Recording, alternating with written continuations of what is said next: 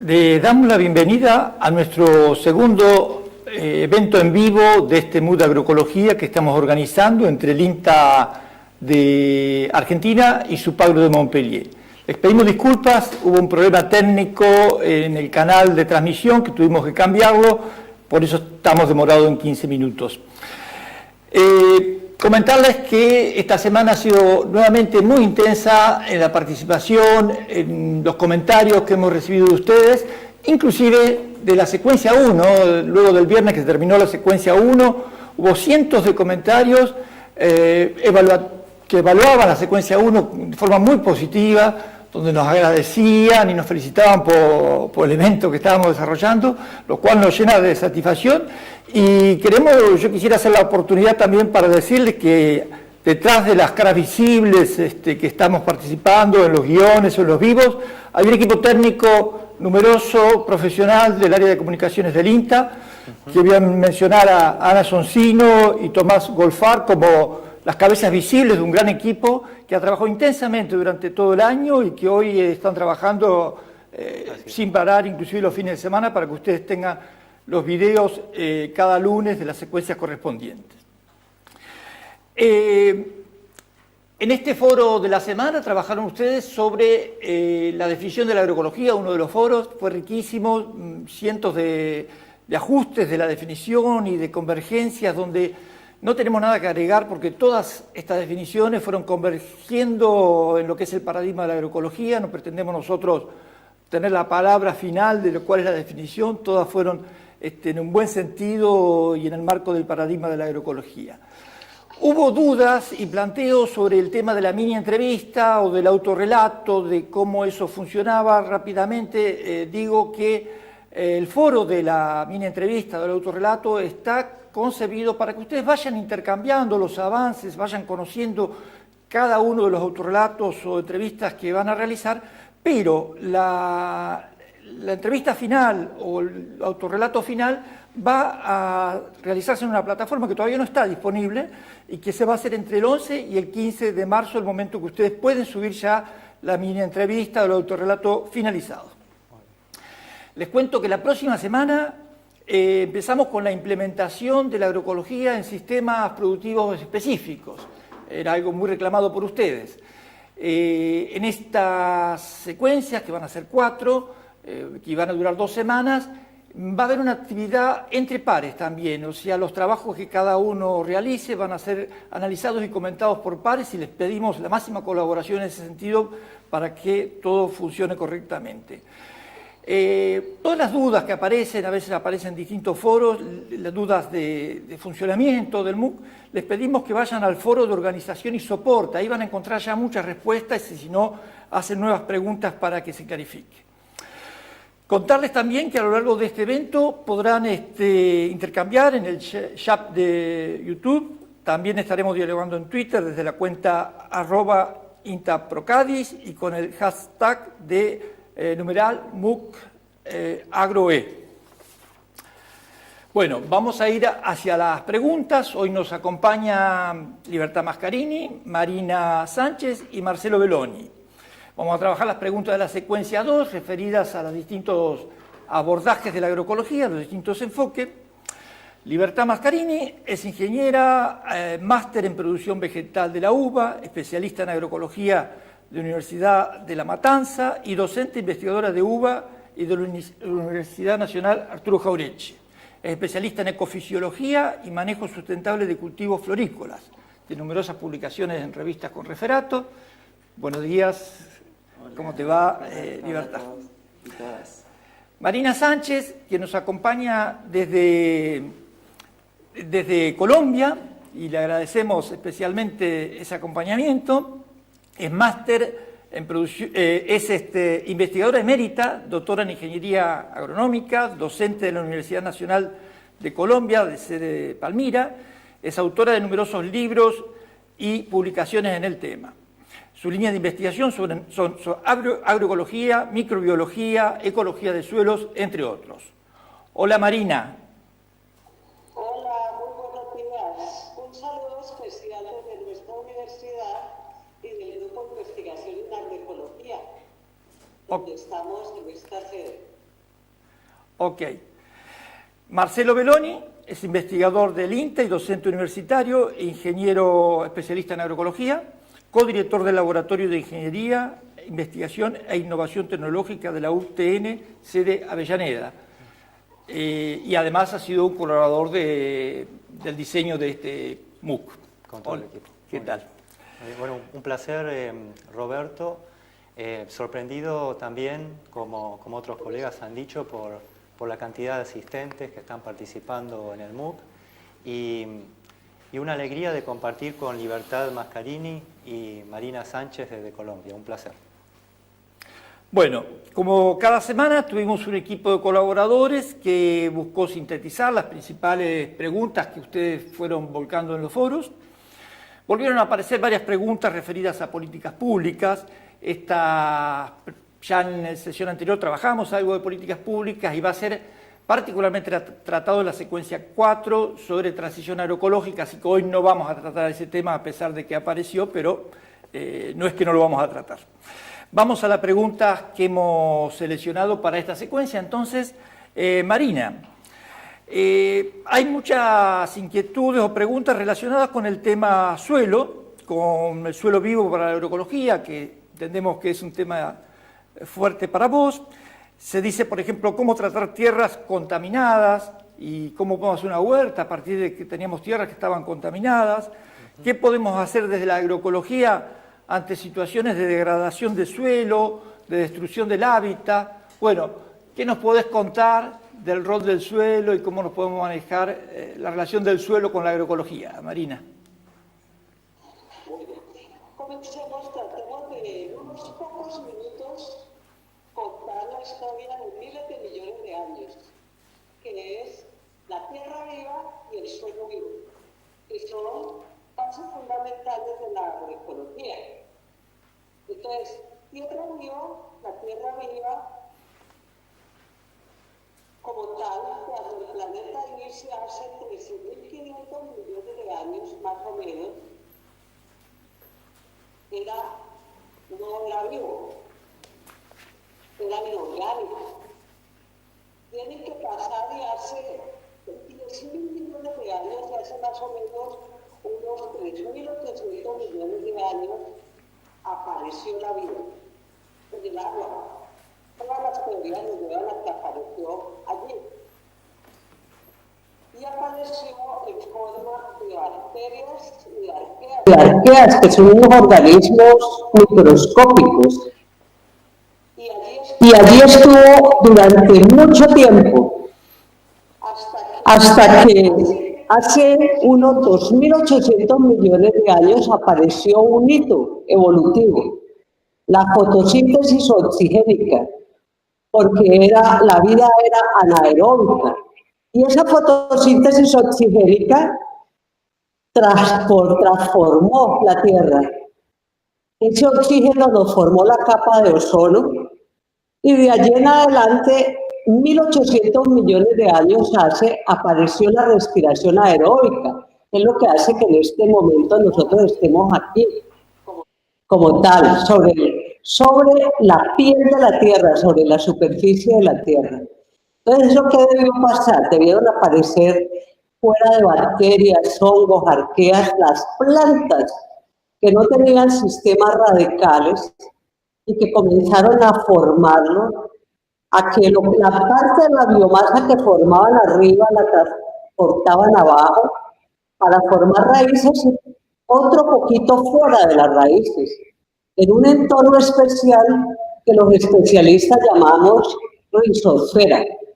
En esa biomasa viva, ahí llegan las bacterias, hongos, protozoarios, insectos, larvas, lombrices, y cogen toda esa materia orgánica y ese material parental, esas rocas, y la van transformando, y en esa transformación aparece el suelo.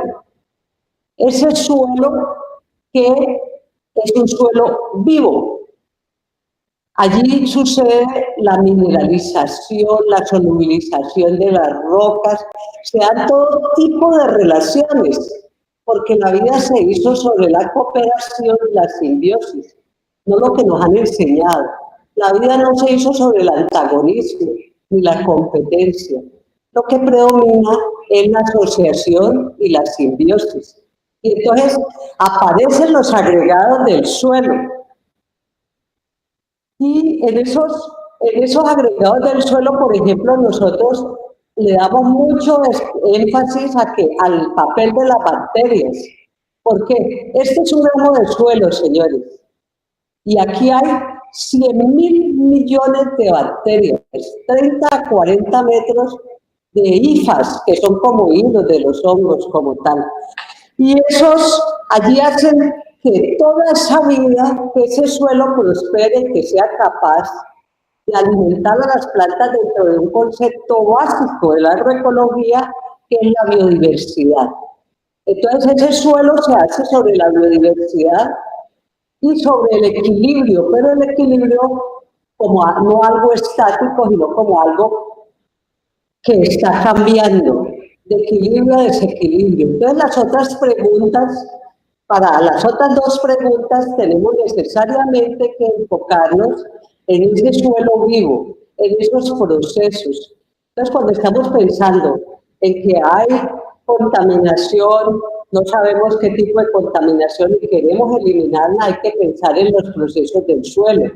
Lo mismo cuando hay degradación y queremos recuperar ese suelo, hay que pensar en esos procesos y en las condiciones específicas. Los procesos es lo básico, se cumple en todos los suelos. Lo que va cambiando son las condiciones ambientales, que sería donde tenemos que construir las soluciones en cada uno de nuestros espacios. Pero eso es un principio de la agroecología. El suelo vivo, tierra viva y todas las cualidades que nos traen de homeostasis, de resiliencia, resistencia, sostenibilidad. Por eso el concepto de suelo vivo es fundamental. De tu explicación de esa maravilla de qué es la constitución del suelo, creo que vamos a tener una actitud hacia el cuidado y hacia la recuperación del suelo con mucho más entusiasmo. Libertad. Hay muchas inquietudes respecto a las tendencias que existen actualmente de la migración urbano-rural, rural-urbano, mejor dicho, el despoblamiento del campo, la pérdida de interés de los jóvenes en la agricultura. ¿En qué medida la agroecología podemos relacionarla con esta situación o qué aporte podemos pensar que desde la agroecología se puede generar? Bueno, en primer lugar tenemos que pensar cuáles son las causas que producen el desarraigo para ver si desde la agroecología aportamos propuestas que puedan disminuir o que no se produzca este desarraigo. Si nosotros podemos quizá pensar en dos modelos de producción, el modelo agroindustrial y el modelo de la agricultura familiar, agroecológico, de los pueblos indígenas y de los campesinos. Lo divido un poco como para poder analizar que habría distintas causas, ¿no es cierto?, de desarraigo. También pensando en la palabra desarraigo y relacionando un poco con lo que nos contaba Marina, como perder raíces, ¿no es cierto?, irse de su suelo. Entonces una palabra muy, muy apreciada en la agronomía, en los agrónomos, porque decimos cuando arraigó el cultivo, y entonces pensarlo en las personas, ¿no? Cuando nos desarraigamos, ¿cuánto perdemos? Y entonces, bueno, volviendo un poco a esto de las causas, quizá en la agricultura industrial, que hoy dominante, el monocultivo, el paquete tecnológico con alta carga de insumos, de agroquímicos, que en gran parte pueden ser tóxicos para las personas y muchas veces para el suelo y para toda esta población que nos contaba Marina, con un sistema donde el paquete tecnológico viene casi cerrado, podríamos decir, y hay poco lugar para la innovación y las propuestas desde el territorio y las propuestas locales, puede ser una de las causas donde los jóvenes fundamentalmente no encuentren un espacio de creación, un espacio de vida, un espacio de buen vivir.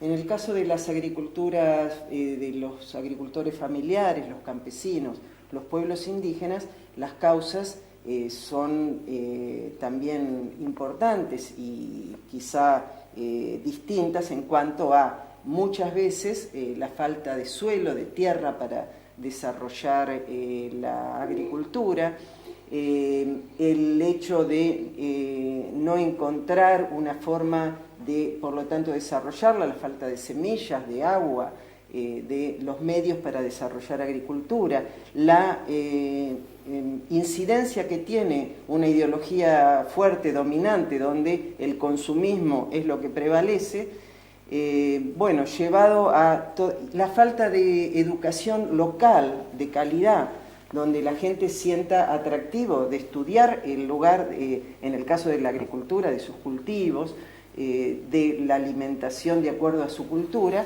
bueno, hace de que se busque como solución ir a las ciudades, que yo creo que no es la mejor solución, porque cuando vienen a las ciudades sufren el desarraigo y sufren el tener que insertarse en un lugar desconocido, en un lugar donde van a sufrir también discriminación y donde el trabajo no sobra.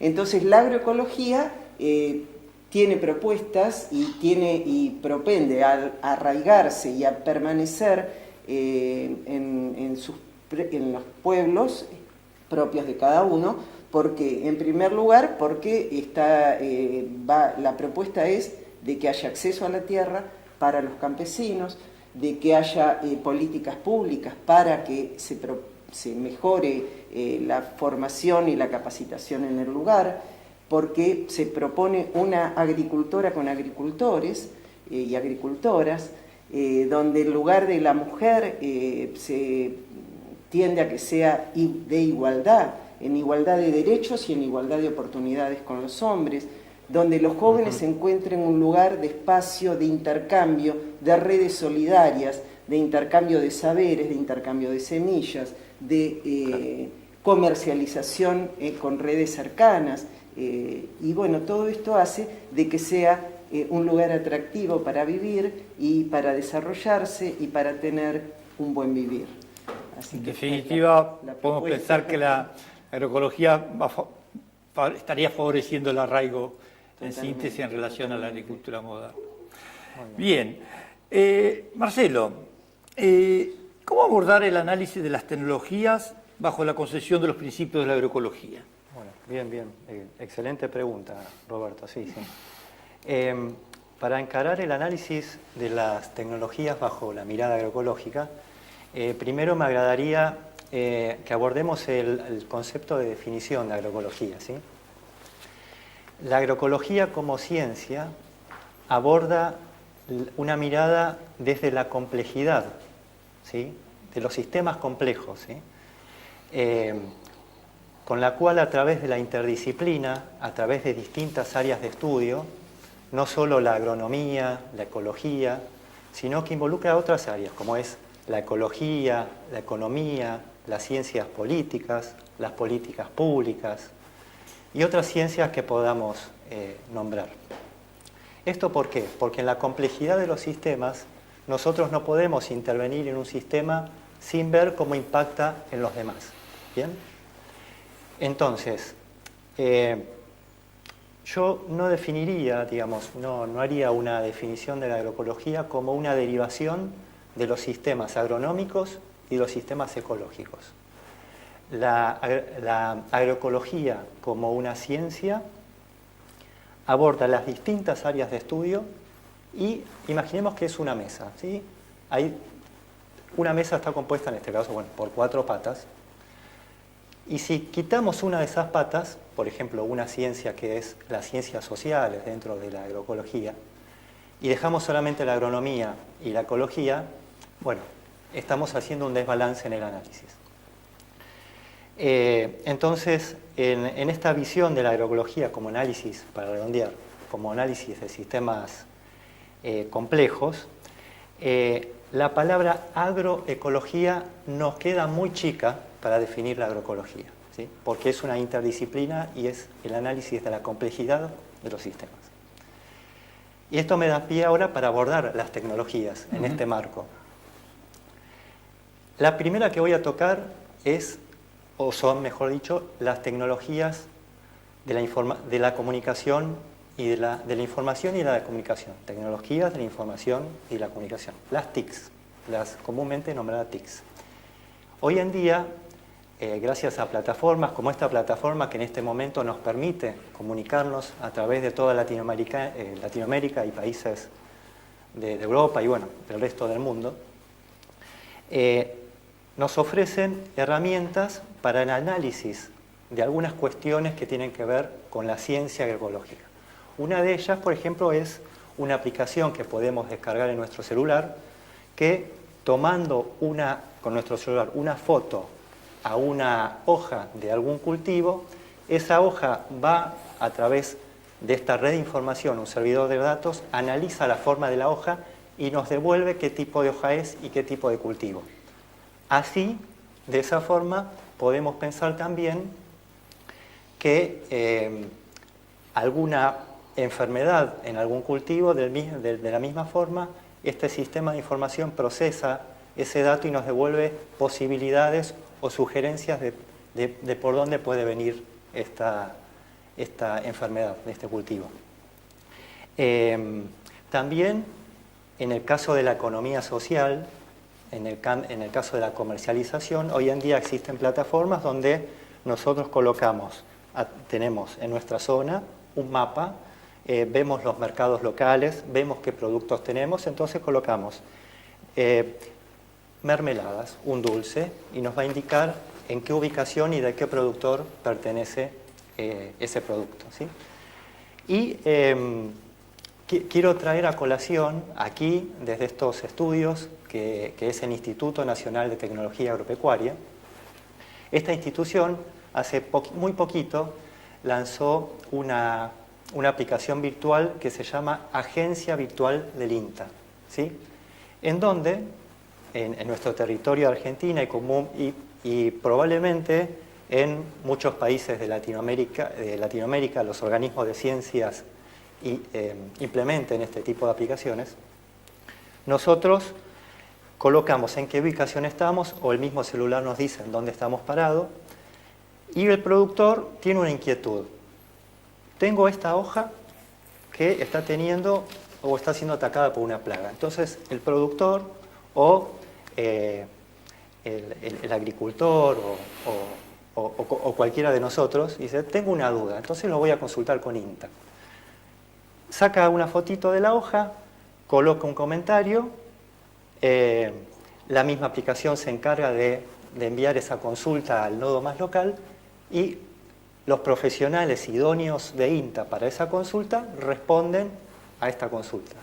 Entonces, hoy en día, estas tecnologías de la información nos dan una cercanía entre el usuario, entre el que tiene el problema y una comunicación directa con los investigadores y con la extensión. Otras tecnologías a citar son las TIC, las tecnologías para la inclusión social, ¿sí? Que abordan problemas desde una mirada social y ecológica, ¿sí? O sea, de los impactos con el medio ambiente y la actividad social. Una de las TIC son las tecnologías del acceso a agua, ¿sí? Las tecnologías del acceso a agua, por ejemplo, voy a dar un caso concreto. Aquí, como profesional, estoy participando de un proyecto de adaptación al cambio climático en el noreste argentino, con todo el equipo de extensión de INTA, ¿sí? INTA, para que lo imaginen, es un organismo nacional que se dedica a la investigación de las ciencias agronómicas y a la extensión. Es uno de los pocos organismos que tienen combinadas esas dos características, extensión más investigación. En estas tecnologías de acceso al agua se plantea la necesidad de cómo llegar a familias con contingencias sociales y zonas productivas donde el agua escasea y cómo a través de construcción de cisternas pueden recolectar agua para uso domiciliario y para su producción. a través de perforaciones o colecta de agua de lluvia, ¿sí? Esta tecnología, que consiste brevemente en autofabricación de placas de cemento, ¿sí?, hace que esa tecnología pueda ser replicada, ¿sí?, en el territorio a través del aprendizaje de cómo construir las placas de cemento y cómo otros productores pueden ir replicando esa tecnología y compartiendo ese saber. Muy distinto es voy y compro una cisterna ya fabricada, ¿sí? Entonces es muy interesante. Bueno, a través de un ejemplo voy a detallar lo que son las tecnologías de insumo y las tecnologías de procesos. La semana pasada viene un productor a vender ciruelas al instituto, un productor amigo. Hola, ¿qué tal? Pues no recuerdo el nombre, pero no importa. Sí, perdóname. No importa. Entonces, le pregunto, ¿cómo estas ciruelas que vos estás trayendo, tienen alguna aplicación de algún producto agroquímico o las produciste en manera agroecológica? ¿Sí? No, este año las pudimos producir de manera agroecológica. Ah, qué bien, perfecto, sí, y te quiero contar algo, me dice. El año pasado, en el árbol de ciruelo, notamos que había los pulgones habían atacado una hoja. Entonces mi papá me dice, apliquemos. Y yo le dije, no, estoy viendo que hay larvas de vaquitas de San Antonio, de mariquita. Dice, no apliquemos, dejemos que, yo sé que las vaquitas se comen los pulgones. Bien, no aplicaron. Y efectivamente, las vaquitas de San Antonio se reprodujeron y comieron los pulgones. Cada vaquita de San Antonio, la mariquita, llega a comer hasta 5.000 pulgones cada vaquita. Entonces, eso de conocer que un controlador natural puede atacar una plaga es un proceso. Esto llamamos tecnología de procesos, ¿sí?, como un ejemplo de tecnología. Si hubiera aplicado a esa hoja, hubiera agregado un producto químico, un pesticida, eso es tecnología de insumos. Lo que la agroecología aboga es abordar o utilizar estos procesos naturales que se llaman tecnologías de procesos y disminuir las tecnologías de insumos. ¿Por qué? Porque esto genera un costo adicional a los productores. Y así, bueno, puedo dar ejemplos de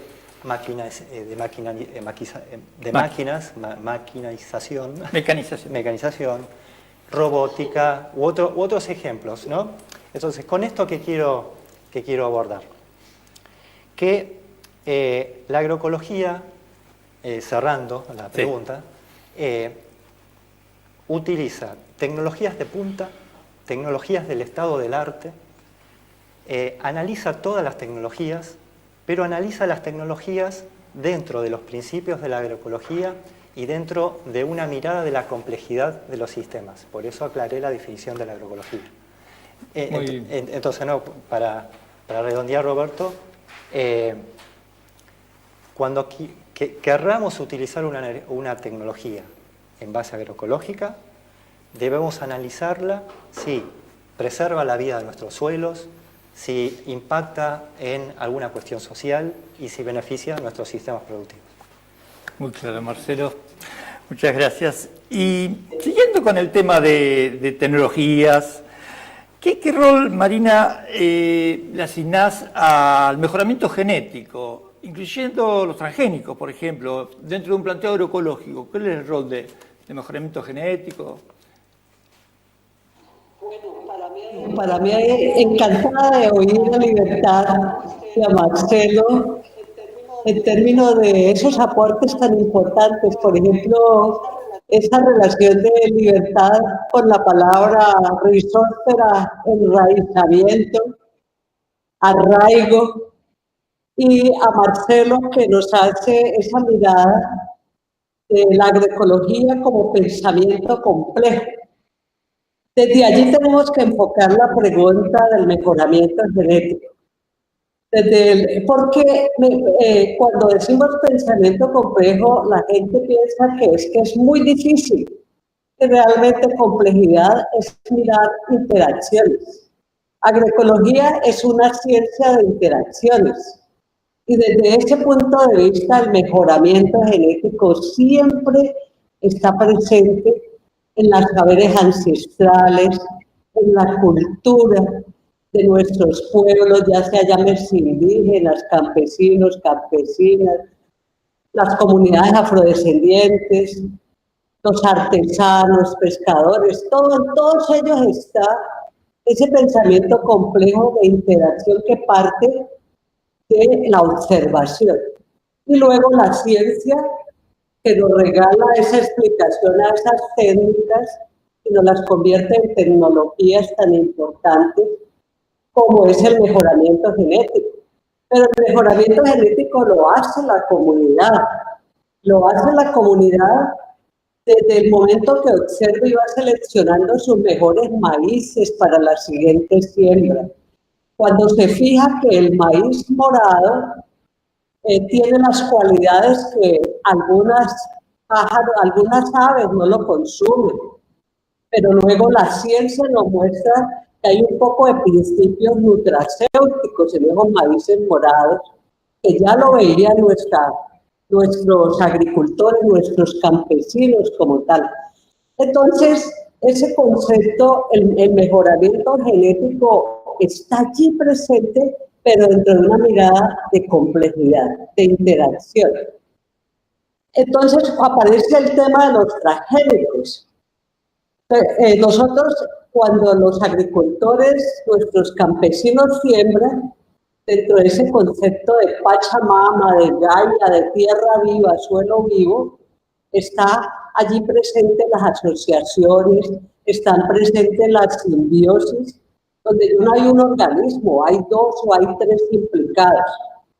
Pero cuando uno va a la ciencia, ve que esos tres organismos implicados, nos metemos en la anatomía y en la fisiología, esos tres organismos implicados tienen algo muy especial.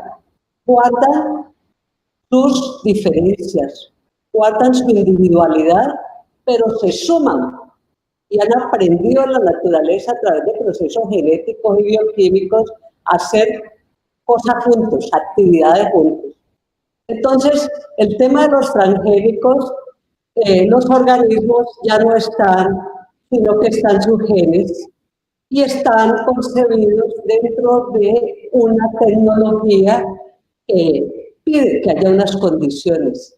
Esas condiciones son el monocultivo, con todas sus prácticas de manejo. Entonces, desde ese punto de vista del agroecosistema, tendría que pensarse en que realmente la transgénesis o mecanismos de transgénesis lo ha usado la naturaleza, pero la transgénesis, como la concebimos desde la tecnología, está pensada e implementada realmente para monocultivos. Y la agroecología, el tema se llama biodiversidad, se llama policultivo, se llama saberes en complejidad. Libertad, hay preguntas referidos a decir, bueno, parece que todo lo de la agroecología se ve muy virtuoso, pero ¿no hay peligro también de que, por ejemplo, una actividad de control biológico puede generar un desequilibrio en el ecosistema? Bien, sí, interesante. Siempre tenemos que pensar en esto, ¿no? En el desequilibrio del sistema con cualquier actividad que se haga, incluyendo desde la agroecología. Sí hay riesgos de desequilibrios dependiendo de cómo hagamos este control biológico. O sea, el control biológico entendido como organismos vivos que van a ejercer un control sobre aquellos otros organismos vivos también que estén causando daños en el caso de la agricultura. Como las vaquitas que nos contaba Marcelo. Por ejemplo, el ejemplo concreto que dio Marcelo. Allí tenemos un organismo vivo que se alimenta de otro en forma natural, no está pensando en hacer un daño, sino solo en alimentarse. Entonces, el caso del control biológico, hay tres formas de encararlo: uno desde la importación de estos organismos vivos, otros desde el aumento, o sea, la cría de estos organismos vivos, sean importados o locales, y la otra es desde la conservación. En la agroecología pensamos en, sin descartar la posibilidad de los otros métodos, en la conservación y, como bien decía Marcelo, en el proceso. O sea, cómo buscamos metodologías que tiendan a la aparición y al aumento de estos organismos vivos que van a ser controladores de otros considerados dañinos para el cultivo. Entonces, para eso necesitamos ser muy conocedores de los procesos, de los ciclos, tanto de la plaga como del controlador, para ver cuáles son los momentos, para conocer cuáles van a ser las plantas hospederas de estos organismos benéficos. Si no están, porque venimos de un proceso de deforestación, de monocultivo y queremos ir en transición agroecológica, estos procesos van a ser más lentos. Si estamos en lugares con biodiversidad, con plantas que sean atractivas, atrayentes de estos organismos benéficos, las tenemos que conocer, porque también estas plantas van a ser las que van a alimentar posiblemente en momentos donde la plaga disminuya su densidad. Entonces, por ejemplo, el polen es una parte de la alimentación de muchos de estos organismos vivos.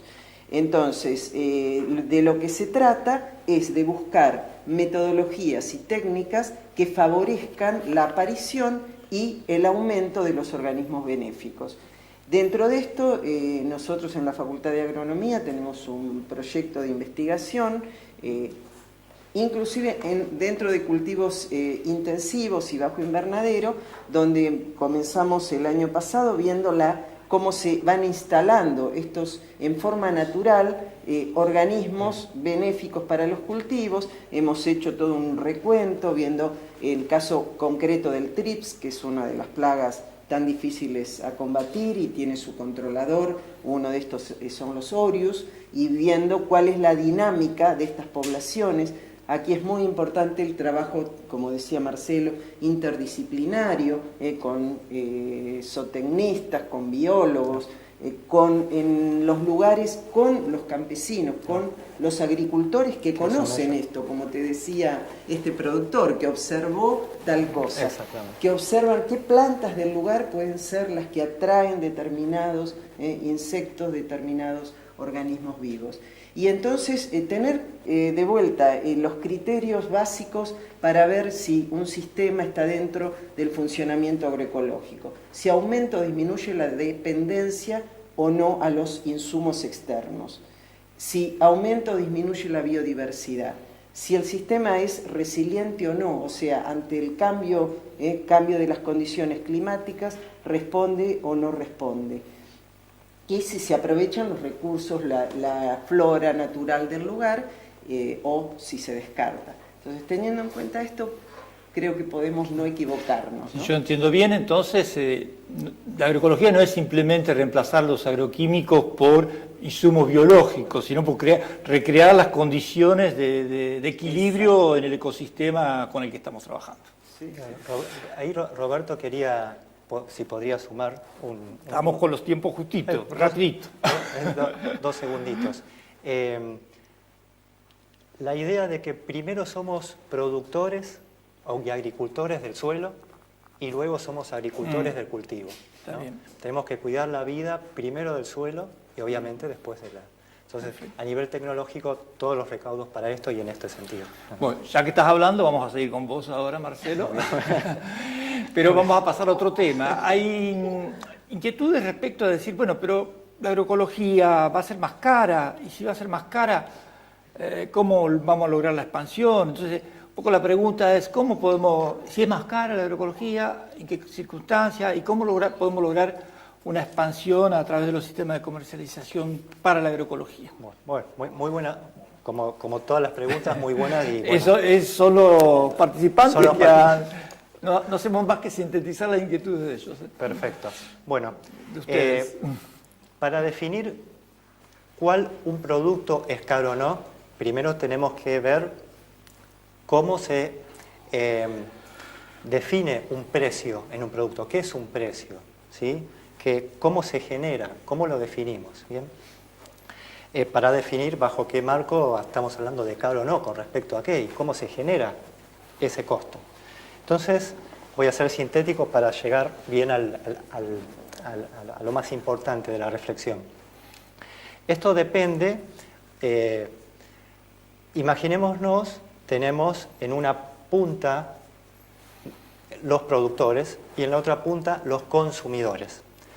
El recorrido que hay en el medio entre el productor y el consumidor se llama cadena, ¿sí?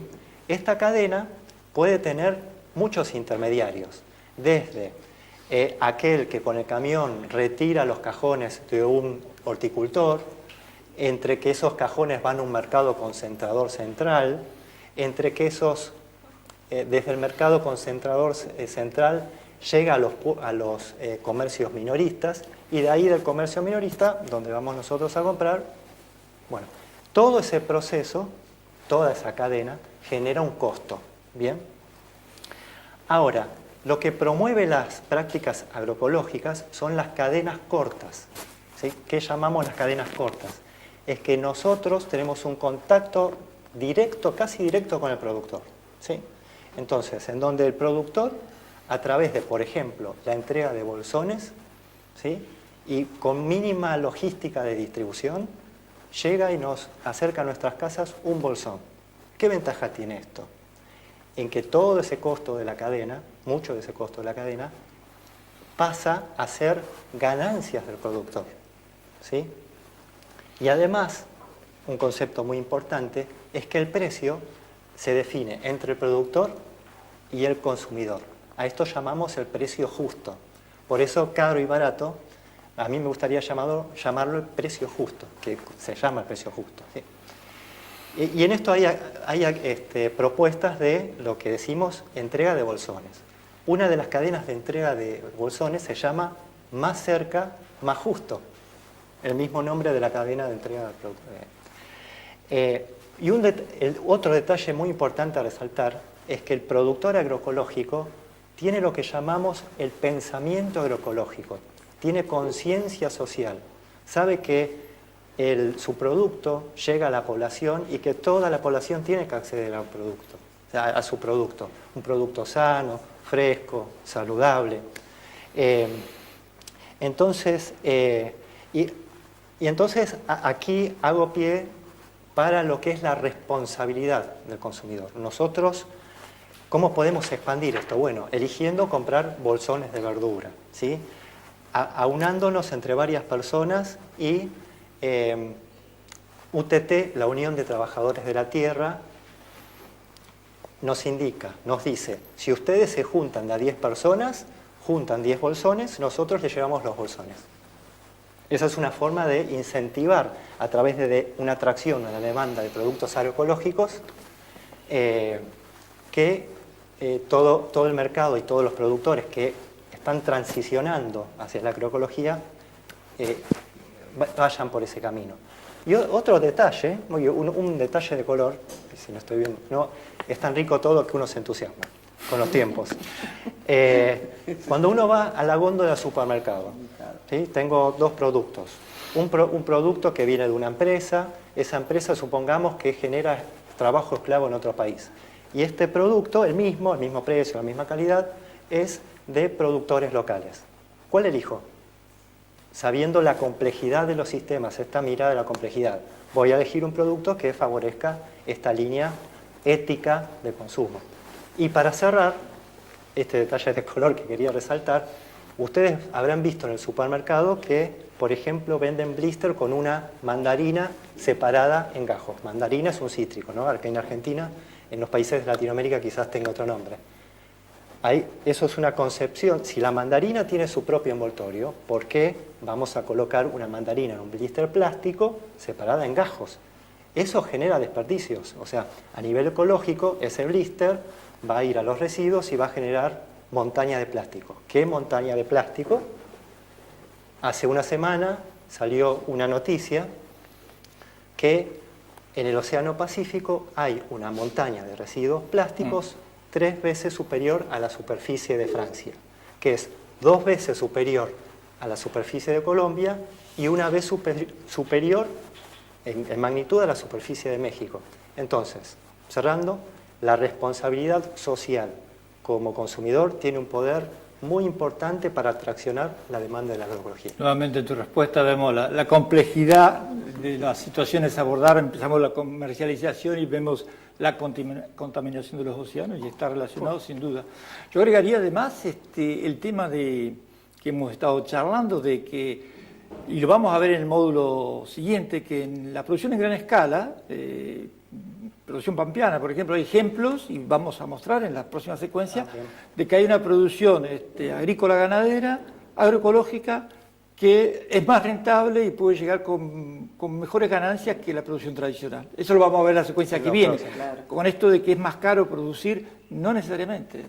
Exactamente. Están todos los ejemplos que vos diste, pero también la producción en gran escala que también se da.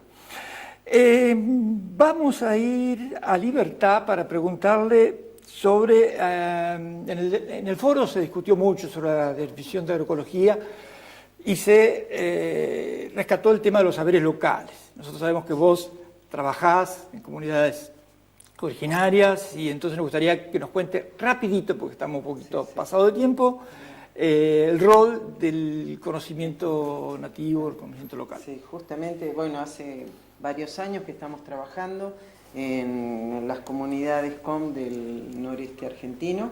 En este momento estamos desarrollando un proyecto financiado por Naciones Unidas que tiene que ver justamente con sistemas agroecológicos para aportar a la mitigación del cambio climático.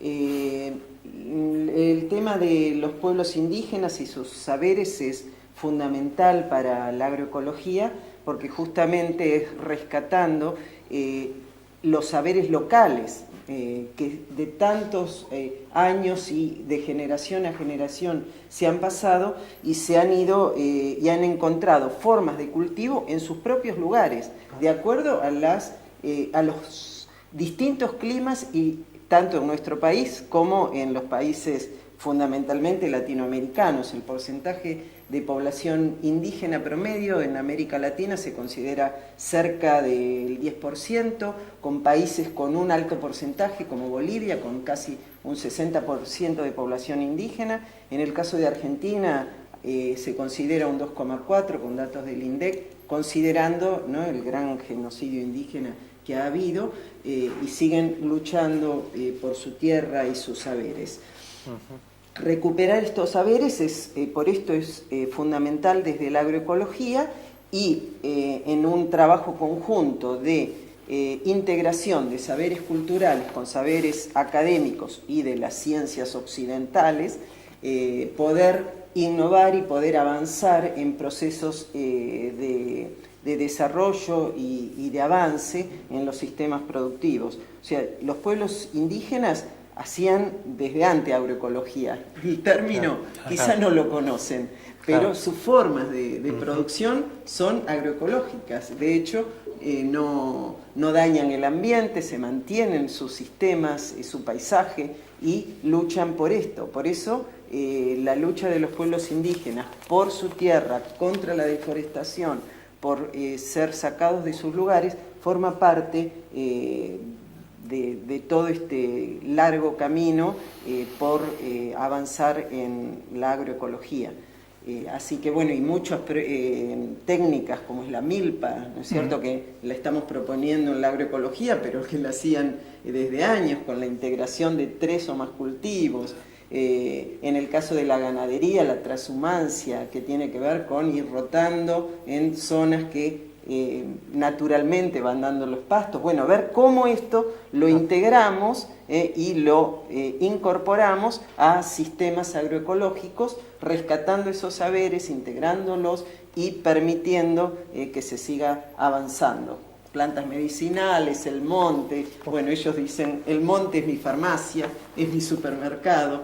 Bueno, ir buscando todo esto, ¿no es cierto? Muy claro como los saberes locales y los saberes científicos convergen en el marco de la agroecología. El tiempo nos queda corto, tenemos muchas preguntas y muchas preguntas también del chat que nos están haciendo ustedes. Vamos a seleccionar alguna. Para Marina, nos preguntan ¿qué es la biosolarización? Biosolarización y la bioremediación de un suelo. Si nos podés contar un poquito, Marina, qué se entiende por estos dos conceptos. Bueno, realmente estaba súper concentrada en la discusión que se estaba dando. Pero bueno, entonces volvamos a la parte de biología del suelo como tal. Esos componentes del suelo, en un momento dado, esas plantas con sistemas radicales de diferentes tamaños, esa cantidad de microorganismos, pueden en un momento dado convertírselos en una solución para problemas de bioremediación y para diferentes, para restauración, cuando dentro de la misma comunidad, porque lo ideal sería que trabajáramos con la comunidad. Por ejemplo, yo he trabajado en zonas donde ha habido incendios y siempre hay unas plantas que después del incendio rápidamente responden y rápidamente se establecen. Entonces, en la secuencia de esa restauración del suelo, esas plantas son fundamentales. Las leguminosas, con todas sus ventajas, son fundamentales. Microorganismos a través de la biotecnología como respuesta temporal. O sea que tenemos, cuando nosotros seguimos todo el proceso del suelo, esa respuesta la podemos obtener y la podemos volver una tecnología aplicable. Aunque para mí realmente la mejor tecnología es la prevención. O sea que trabajáramos bajo un principio de prevención que luego no nos lleve a que hagamos bioremediación. Pero realmente el desarrollo de la ciencia y la naturaleza nos tienen dotados para que realmente respondamos a muchos problemas, pero hay unos puntos donde ya no hay límites. Y eso es lo que tenemos que comprender a través de las prácticas de manejo que hacemos, ¿no? Hay momentos en que es tanto el daño que hemos causado que el dar pasos atrás es difícil. Y que podemos hacer inclusive a ratos procesos donde arriba se ve bien, pero recuerde que esas conexiones, lo que pasa abajo se ve arriba y lo que pasa arriba se ve abajo, pero comienzan a haber otra serie de criterios. Una serie de criterios es qué es lo que me pasa a mí cuando voy a los mercados ecológicos del Valle del Cauca. Con ese conocimiento yo busco que esa conexión de abajo que yo conozco, cómo la veo arriba, en calidad de alimentos. Y veo que eso es lo que hacen nuestras comunidades campesinas. Saber que han sido capaces de utilizar todas las tecnologías, todas las técnicas, todas las prácticas que nos da la naturaleza y poder hacerlo acudiendo a las mismas estrategias como tal. Entonces, si buscamos herramientas tecnológicas, las hay. Lo que yo, oyendo a Marcelo, pensaba es que la agroecología nos da unos valores que nos hacen que, por ejemplo, el hecho de comer ya sea no solamente un acto político que supera lo mecánico, sino que también es un acto con conciencia y responsabilidad social. Yo creo que esas son algunos de los conceptos que tenemos allí, con todo lo que eso significa. El habernos acercado en los trabajos de investigación con la red de mercados agroecológicos del Valle del Cauca nos ha dado un montón de enseñanzas. Ellos nos han permitido acompañarlos en procesos que nos han enseñado mucho de agroecología. Pues tenemos a ratos las explicaciones científicas, pero esto va más allá de lo científico. Esto se inserta en los valores sociales. Marina, podríamos seguir mucho acá, este apasionante intercambio, estoy seguro que ustedes también lo desearían, pero los tiempos son tiranos. Simplemente anunciarles que la semana próxima empezamos con las aplicaciones de la agroecología, entonces vamos a estar trabajando sobre temáticas, sobre sistemas agroecológicos, vamos a trabajar horticultura, agroforestería, sistemas ganaderos y sistemas mixtos en gran escala. El lunes van a tener disponibles los 4 materiales, ustedes tienen que elegir 2 para aprobar el curso, digamos, normalmente, pueden hacer más si lo desean. El viernes 1 de marzo vamos a tener el vivo del tema horticultura a las 12 y a las 14 el tema agroforestería. Y el viernes 8 de marzo vamos a trabajar a las 12 sobre sistemas ganaderos y a las 14 sobre sistemas mixtos en gran escala. Todo esto se va a explicar en la plataforma y van a tener toda la información disponible a partir del lunes. Los esperamos en la próxima.